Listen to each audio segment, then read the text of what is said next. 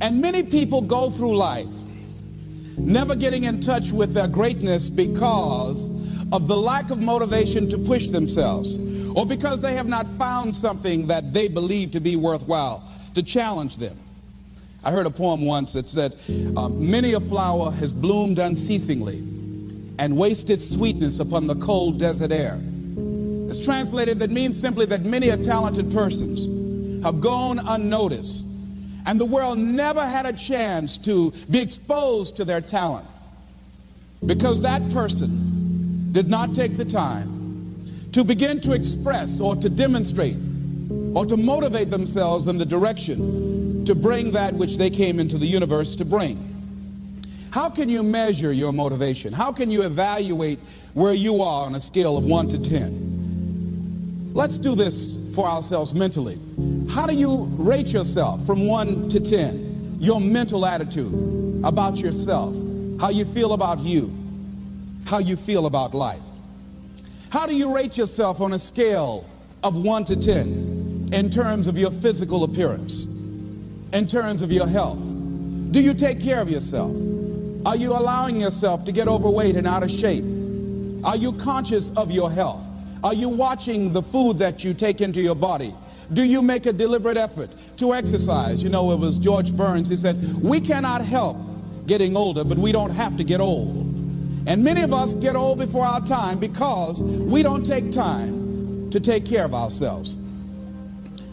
Your environment is a very good indicator.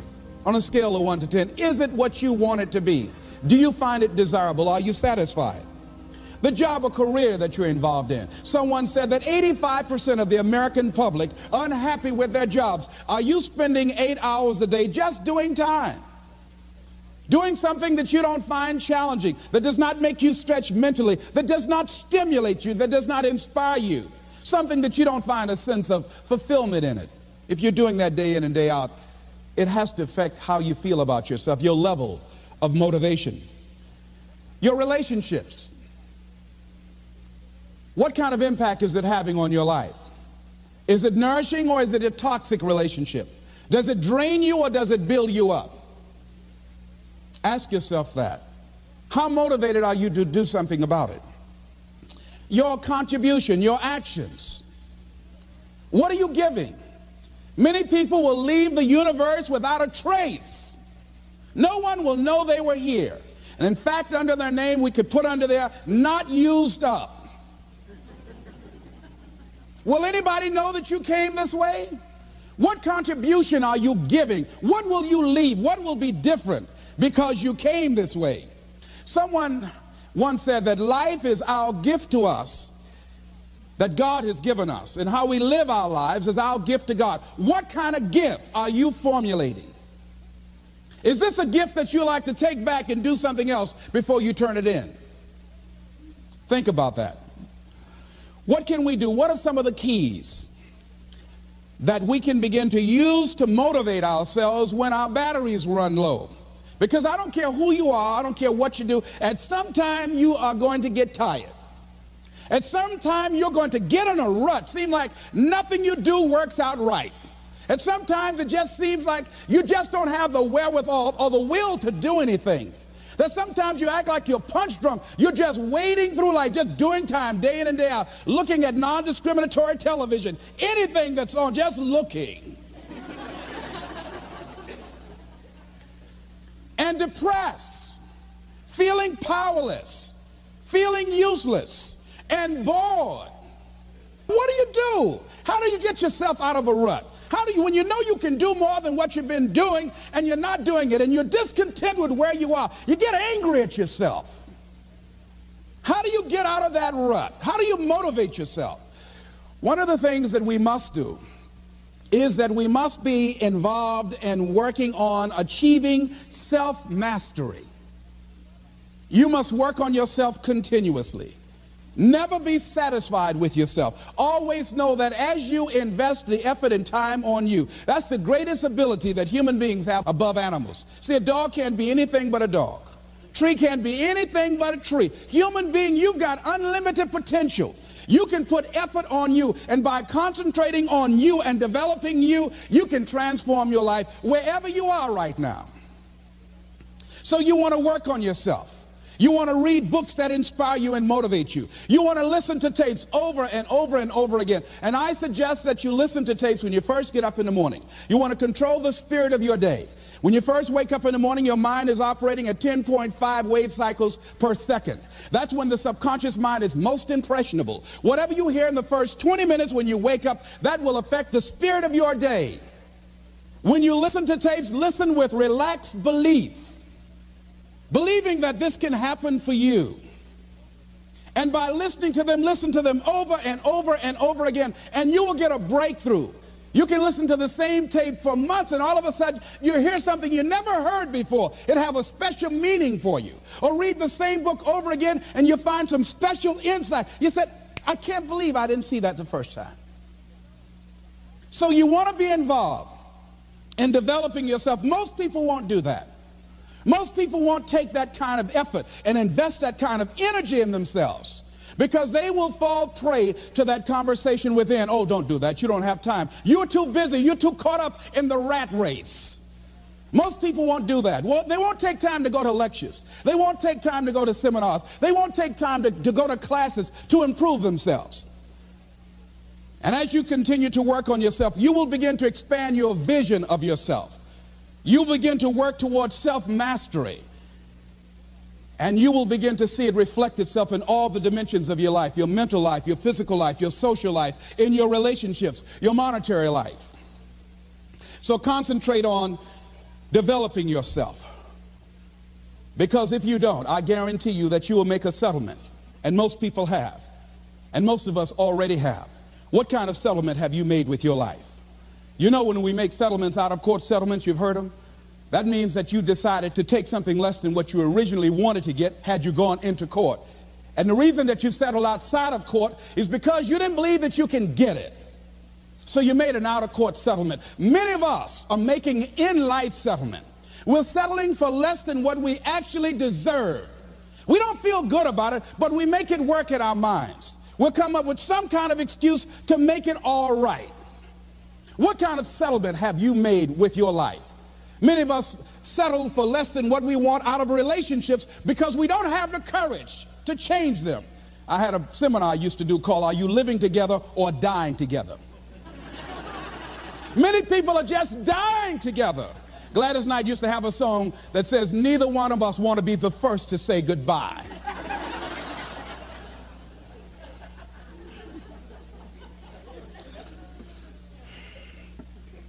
The next thing is, in order to begin to find some keys to self-motivation to drive yourself, in addition to working on yourself, and as you work on yourself, you feel good about yourself, and as you feel better about yourself, you treat yourself differently. Develop a health plan. See, you can't feel well and do well if you don't have good health. You can't perform if you don't have your health. Your health is valuable. Develop a health plan. A plan that you will follow, because this is the only vehicle that you have to carry you through this experience called life. And you want to take good care of it because you love you enough. You care enough about you. And that's not easy. It is not easy having a health plan and sticking to it. But you're worth it doing it again and again and again. I have lost 22 pounds several times.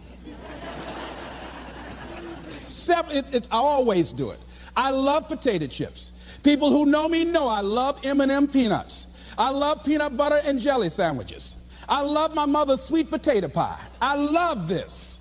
It's not always on my health plan, but I put it on there sometimes. I said life is too short to go without sweet potato pie.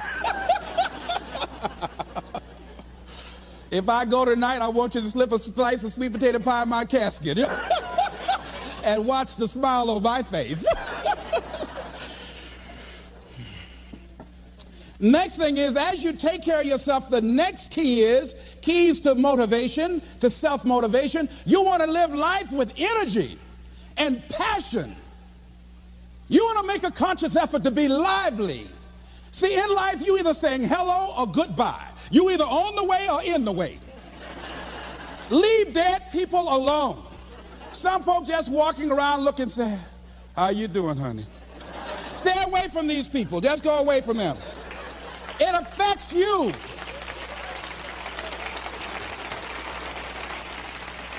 You want to smile. You want to be happy. You got a lot to be thankful for. But you watch some of the faces around you every day.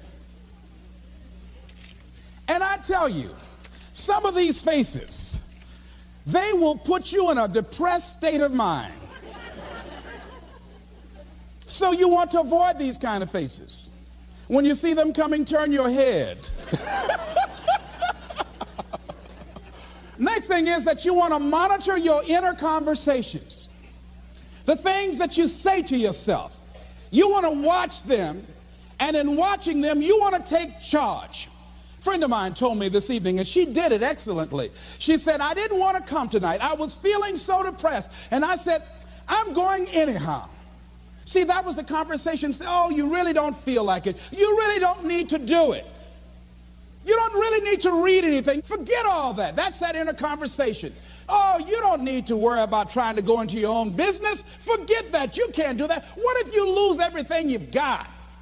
That inner conversation that stops you from doing the things you want to do less, don't do that. How can you possibly think about being a motivational speaker? You don't have the contacts, you don't have the money, you don't know the right people. You're going to get up there and your mind's going to go blank. Forget all that. You remember that time you got up before some people and you panicked? You stood up and your mind sat down? Don't you remember? And I said, yes. And then I said, shut up. So you've got to learn to stand up to yourself inside yourself and short circuit, override that conversation that's always going on. 85% of what that conversation will tell you is negative. It's negative. It will tell you you're tired when you really are not tired. It will tell you you can't do it. It will fill you with fear. So you've got to watch that conversation. And when you find it going on, you've got to stand up to it and say, I'm going to do this anyhow. I'm afraid, but I'm afraid not to do it. And I'm not going to let you stop me. The biggest challenge that you will have in life is you. There's an old African proverb that says, if there's no enemy within, the enemy outside can do us no harm. The next thing that is a key to self-motivation is that you've got to ask yourself, what do I want out of life? What do you want out of life? What do you want out of a job? What do you want out of a career? What do you want out of a relationship? What do you want? What gives you your life? How will you know when you got it? What will make you happy? You need to know. You need to start asking yourself some questions. What do I really, really, truly want? You need to be exact about that. Don't be vague. Oh, I just want to be happy. That's too vague. What will make you happy? How will you know when you got it? Zero in on it. Be exact. Be specific.